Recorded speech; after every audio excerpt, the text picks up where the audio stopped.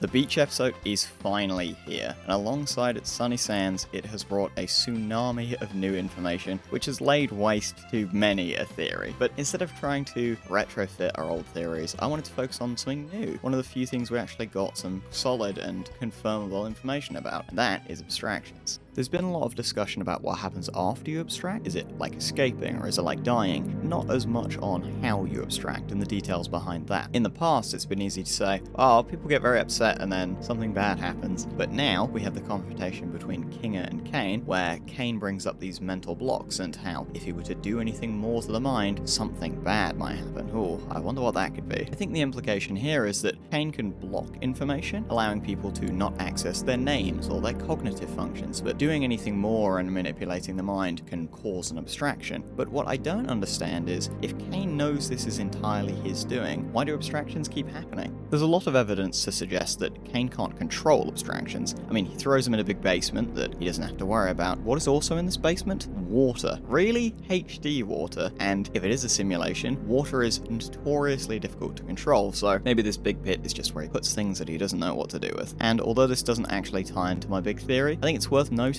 that the basement is very dark, and we've seen with a lot of characters, including Queenie and Caine, when they're in darkness there is some kind of lucidity or pacification there, so, you know, maybe there's something going on with that. Let's look back to the end of episode 7, and I find it really peculiar how Caine highlights Scratch specifically as the first abstraction. Caine could just say, like all abstractions, if all abstractions were like this, and maybe Scratch is special because Caine saw what happened, or they're special because they are the first, but that doesn't sit right with me. It makes me wonder if there is something else special about this first case, this patient zero, if you will. We essentially know nothing about Scratch. We barely know what they look like because someone tweeted something a while ago, which will be a running theme later, but we do know their name, and names are quite significant in Digital Circus. Pomni's name has a Russian translation, which roughly means to remember. Kaufmo and Gangle both have German translations to their name, with Kaufmo meaning merchant or tradesman, and Gangle being derived from the surname Gangle, which means to walk. Now, as far as I can tell, Scratch doesn't have an international translation, but the English definition of the word scratch can mean to cancel or strike something out, typically with a pen or a pencil. This could be in reference to the fact that their door has obviously been stricken with a big red X, but a lot of other characters have this, and I think this is more in reference to the fact that they have either been scratched from the record, or that they have been scratched. Their mind has been destroyed or broken down in some way, which supports the idea that this is all Caine's doing. So what does this all mean? Well, in brief summary, I believe that the abstractions are caused by Caine. Big surprise, I know I'm really swinging for the fences. The first one is significantly different. In the first abstraction, with Scratch, Caine went too far and kind of understood how abstractions worked, and from there, the abstractions spread, almost like a contagion, through the Digital Circus. Now, this is a pretty out there concept, and I'm not saying anything crazy like, oh, Gooseworx is spreading the woke propaganda by creating an allegory for COVID-19, but I think looking at things through the lens of a contagion, a spreading disease, or even a virus, if you will, I think illuminates some things that have been quite unclear in the past. Earlier on in the episode, we see Jax's mind-bending drug trip, and although it isn't confirmed, we all know what's going on here. He's close to abstracting. I find it very peculiar. The thing we see right before he enters this surreal state is that he seemingly makes contact with Ribbit. Do I think Ribbit is really here? No, but I do find it interesting that they use this motif of physical contact and reaching out right before something like this happens. This motif is also something we've seen before. In episode 2, where Pomni is having her dream about falling into the cellar, it ends with people reaching out and grabbing her. It might be the inverse, but that's still an idea that's being planted. And even in this episode, we see the badges that are shaped like hands. It's a bit more of a stretch, but I think this symbology is present throughout the show. Also, as a quick aside, because I don't know where else to talk about this, and pre-warning, this is gonna sound crazy, when I saw this frame of the Polaroid, it occurred to me that Jax's smile looks really similar to Kaufmo's smile. Jax's eyes looks pretty similar to Ribbit's eyes. This is obviously the fake face he's putting on when he's being brave and putting up a front. So I find it really interesting that the design elements draw from two of his closest friends who are no longer around. What could this mean? I have absolutely no idea, but I don't know, I think it's kind of interesting. Back to the actual serious important stuff. Let's take a look at the other cases of abstractions that we know about. We've just looked at Jax, but Queenie and Kaufmo also have information about their abstractions that we can look at, and seemingly every abstraction happens inside a bedroom. With Kaufmo, I think it's a little more obvious obvious. We see the scrawling in his room, he emerges from there in the episode, and even in the teaser for the show, we see his little leg poking out the room. Caine is snapping and trying to change the scene, but he can't, which, is more evidence to support that Caine can't control these things, and it's all going crazy. And yeah, listen, I know it's non-canon, but I still think it's interesting, and it could thematically tie to things, even if it's not meant to be literal. With Queenie, it's a little less cut and dry. The only time we see her abstracted is in the pillow fort, and although it's not confirmed, we often see King using this as a de facto room. So I don't think it's a huge leap to say that Queenie might have done the same, and therefore the abstraction happened here. Even if it didn't happen here, there seems to be some significance drawn towards bedrooms with this example. I think knowing all this, there's definitely a possibility that this cycle, what we see with Jax, is kind of what we saw before with Kaufmo and with Queenie. There is some isolated incident that happens when you're alone, you're tossing and turning in bed, and it feels like there is this kind of thing reaching out. It could be literal, it could be metaphorical, but there is some kind of connection between individuals that causes this abstraction to spread. After Kaufmo abstracts, Caine even says, "Why didn't anybody tell me?"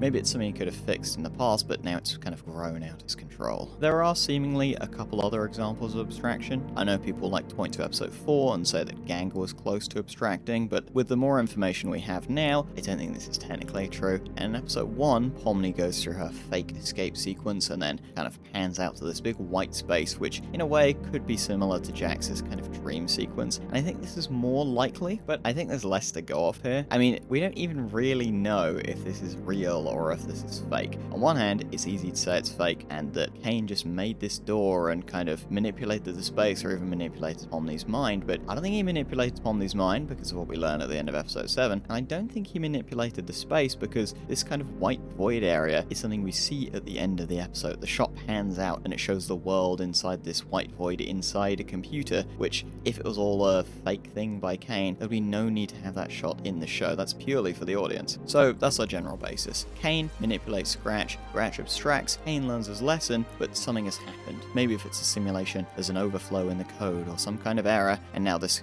corrupted data can kind of move from person to person, like a virus. It could be metaphorical, it could be physical, but I think the theming is definitely there. The big thing I haven't talked about is when people touch an abstraction and what happens then. And there's a reason I haven't talked about that, because oh my lord, it is a complete mess. So now that we've got the groundwork out of the way, I want to take some good honest time to poke holes in and completely break down my entire theory. I want to do this because I feel like some modern theory posting is less about sharing information and more about planting a flag in the sand and saying, this is what I think, and I'm calling it so early in advance so that you guys are all going to have to say I'm right in 20 million episodes or whatever. And I think just sharing information is more interesting. Even if I'm completely off base, I think illuminating these themes and drawing these connections, maybe it'll allow people to view things in a different way or find their own truth to some of these answers. So let's break down all these counterpoints from least damning to most damning, and we'll start with kind of different reactions to different ways people abstract.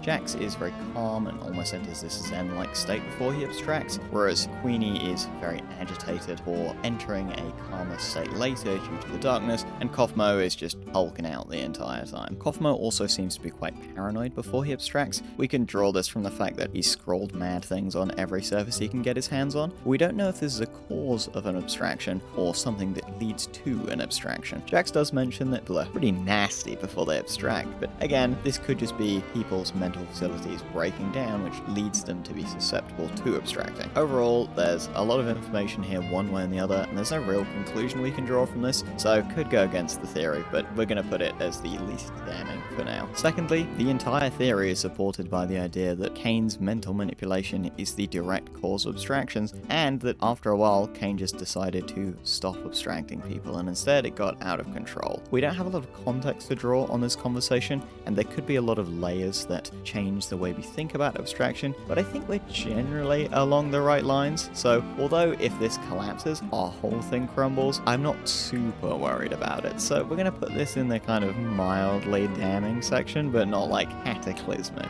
Something that could be pretty cataclysmic is that for a lot of this to work and make sense, I think the show has to be inside a digital circus or a digital reality. And this is kind of the big thing of the episode. Is Caine telling the truth? Is Caine lying? Oh, what does it all mean anymore? Like I said before, I'm not as interested in kind of retrofitting old theories to fit this new belief, but I definitely think it's worth talking about because it is going to inform a lot of other theories. My personal belief is that all of this is real and it's just kind of being lampshaded as being fake. From a show writing perspective, I feel like it's rather unsatisfying to leave a lot of hints for fans that essentially end up going nowhere, but also there is so little time left in the show, there really isn't the room to kind of pivot and build up new lore unless it's going to completely derail everything. So I think this by default has to be the truth because there is no other option. The evidence to support this is the idea that Caine is an AI, retrofitting ideas and remixing things that already exist. He mentions how he's been cut off from the outside world, so my idea is that potentially previously he was drawing from the internet and other sources to create his adventures, but now he has a limited pool of information and he's kind of running out. I mean, in this episode, it's the